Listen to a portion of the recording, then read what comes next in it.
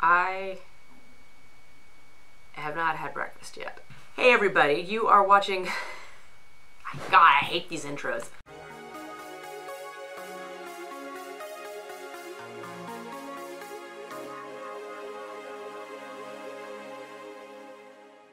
You are watching Ballerina Badass. My name is Georgia Reed, and I wanted to do a follow-up on my last YouTube video. I'm doing great today. About your own DIY ballet bar.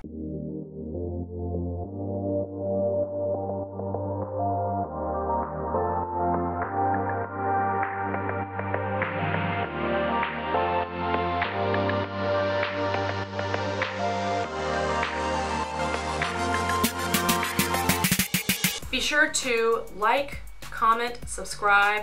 I've been getting a lot of great feedback from people who are really excited, especially during COVID-19, to have an option that is affordable where they can create something that will work for them. I wanted to let you guys know in the time since then, how is the bar held up? Is it still working? I did make a couple of improvements to it that I wanted to share with you guys and let you know. So yes, it has held up. More or less. Because I was putting more weight on the bar, I was finding that it would start to unloosen and come apart, right? So what to do about that? I took some Gorilla Glue, or you could use super glue if you want, and I just put a little bit around the edges of the entry points, and let me show you where. Let's just bring it closer. This is fun. So I put glue right here, and I did it with it already kind of in there, but if you want, you could put the glue in and then shove the pipe into the the holdy thingy. Yeah, you can tell I'm a constructor. Anyways, I put a little bit of glue there and a little bit of glue down here on this, under this part here, right? And then I've got a little bit of glue here, a little bit of glue here. Did I put any down here as well? Oh, maybe I did glue this part.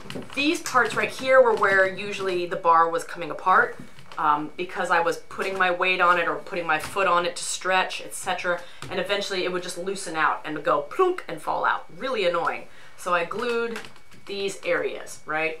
Now on the bottom, so pretty much it turns out I think I glued everything. I did want it to be modular, but I guess I got ticked off and just glued the whole sucker down because I really didn't want to deal with having to constantly put it back together. The main other change that I made that really helped this was the bottom part, right here, right? So before, this piece, this lovely like cross piece, was not here, and there was nothing underneath, so it just floated midair, which you'll see a lot of the metal bars in dance studios that are like the center bars. They just have the one piece going across, but it's fine, it's metal, it's really strong. But that doesn't work for these. When I didn't have this cross piece here, the pressure coming from above kept pressing down and these pieces kept shooting off. It didn't work for me. So I went and I purchased this cross piece, really cheap, at Lowe's or Home Depot or wherever you like to go, and I inserted this, and now that it has this third kind of foot in the middle, right where all the pressure is coming down, I've not had any problems. I did also glue it. Glue, glue, glue, glue. So I glued everything, all right? Glued the whole sucker. And the glue won't stay forever, I don't think. I mean, eventually, if I really kick at this, I can move it a little bit, but it definitely helped.